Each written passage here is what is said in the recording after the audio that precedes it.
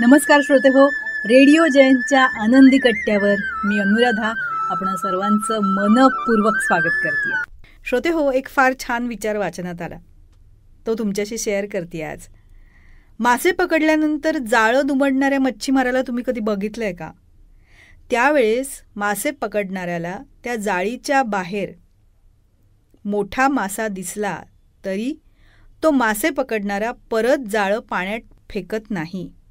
कारण मासे पकडणाऱ्याला माहिती असतं, जर त्यानं मोठ्या माशाचा मोह केला तर जे मासे त्याच्या जाळ्यात फसलेत ना, ते सुद्धा त्याच्या हातातून निघून जातील. श्रोते हो, मच्छीमारांचं हे तत्त्व वरवर पाहिलं तर अगदी छोटंसं आहे, पण त्यातून मिळणारा जो बोध आहे ना, तो फार मोठा आहे.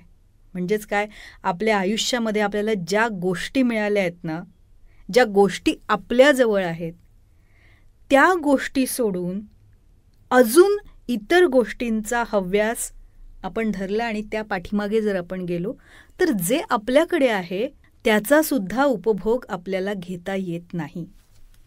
म्हणजेच काय, मोह टाळायला हवा. या मोहामुळे आयुष्यात बरेच प्रॉब्लेम्स निर्माण होतात बघा.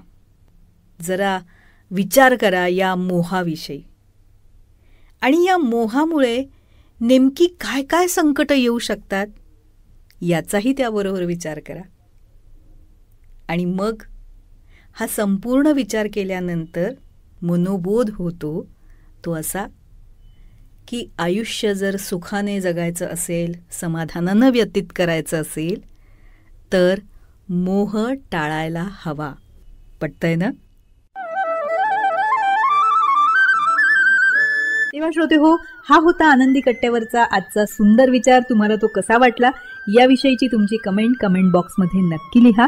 आणि त्याचबरोबर रेडिओ जयंतचे दर्जेदार कार्यक्रम ऐकण्यासाठी रेडिओ जयंत लाईक करा, शेअर करा आणि सबस्क्राईब करा.